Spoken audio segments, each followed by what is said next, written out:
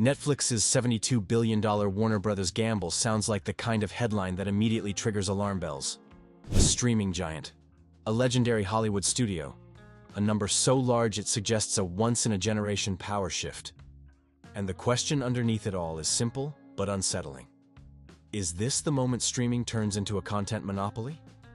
At first glance, the idea feels almost unreal. Netflix built its dominance without owning a traditional studio library on that scale. Warner Bros., on the other hand, represents decades of film and television history, iconic franchises, and deep creative infrastructure. Bringing those two forces together would not just be another acquisition, it would fundamentally change who controls storytelling in the digital era.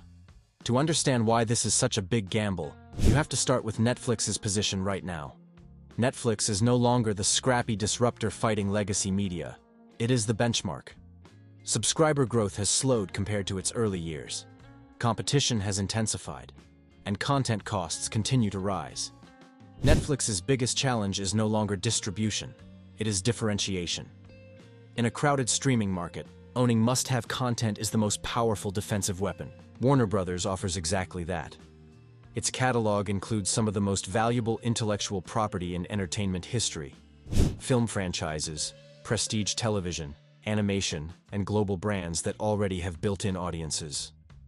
For Netflix, access to that depth of content would dramatically reduce reliance on constant original production. Instead of needing to create the next hit every quarter, Netflix could lean on an ecosystem of proven franchises that generate long-term engagement. But this is where the monopoly question begins to surface. Netflix already has unmatched global reach. It controls the platform, the data, the recommendation algorithms, and the user relationship. Adding Warner Bros. Content would concentrate creative power at a level the industry has never seen in the streaming age. Netflix would not just distribute content, it would own the pipeline from production to consumption. This changes bargaining power across the entire industry. Independent studios would face a platform that does not need them as much. Talent negotiations would shift toward a single dominant buyer with global scale. Smaller streaming services would struggle to compete for attention when one platform controls both volume and cultural relevance. The $72 billion figure matters here because it signals intent. This is not a casual expansion. It is a bet that owning legacy IP at scale is worth more than flexibility. Netflix would be tying its future to a massive content engine that comes with complexity, cost, and creative risk. If audience tastes shift faster than expected, that investment becomes harder to justify. There is also a strategic reason Netflix might feel compelled to make such a move. Streaming has entered a phase where growth comes from consolidation, not expansion. Most households already subscribe to multiple services. Churn is the real battle. Owning Warner Bros. Content would allow Netflix to lock in subscribers with franchises that people feel emotionally attached to. This is how monopolistic power forms, not through price control, but through dependency. Regulators would inevitably step in. A deal of this size would attract scrutiny across multiple countries.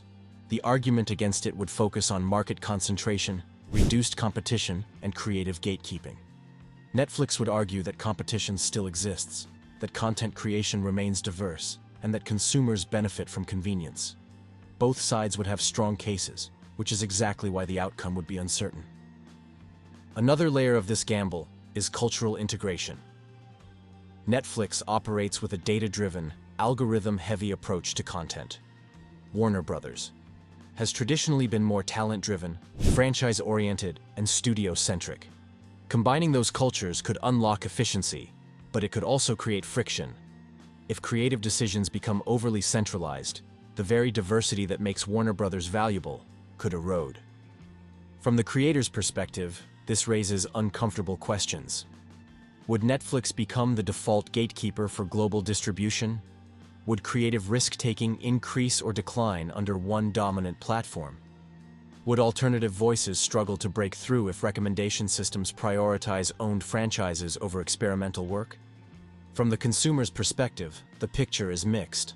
On one hand, a combined Netflix-Warner platform could offer unmatched value, one subscription, one interface, a massive library of content across genres and generations. On the other hand, reduced competition often leads to higher prices, fewer choices, and less innovation over time. Calling it a content monopoly may sound extreme, but monopolies rarely appear overnight. They form when scale, ownership, and distribution align too perfectly. Netflix already controls how content is surfaced and consumed. Warner Brothers controls a huge portion of what people want to watch. Together, they would shape not just the market, but culture itself. This is why the word gamble matters. Netflix would be betting that regulators allow it, that audiences stay loyal, and that centralized control does not stifle creativity. It would also be betting that the future of entertainment rewards ownership more than agility. That is not guaranteed.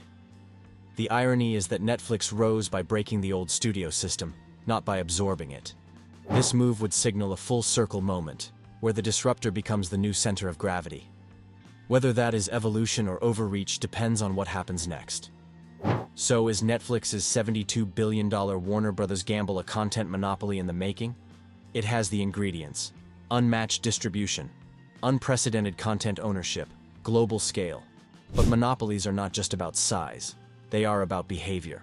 How Netflix would wield that power would determine whether this becomes a golden age of access or a narrowing of creative freedom. What is clear is that this would not just be another deal. It would redraw the boundaries of the entertainment industry. And once those boundaries shift, there is rarely a way to go back.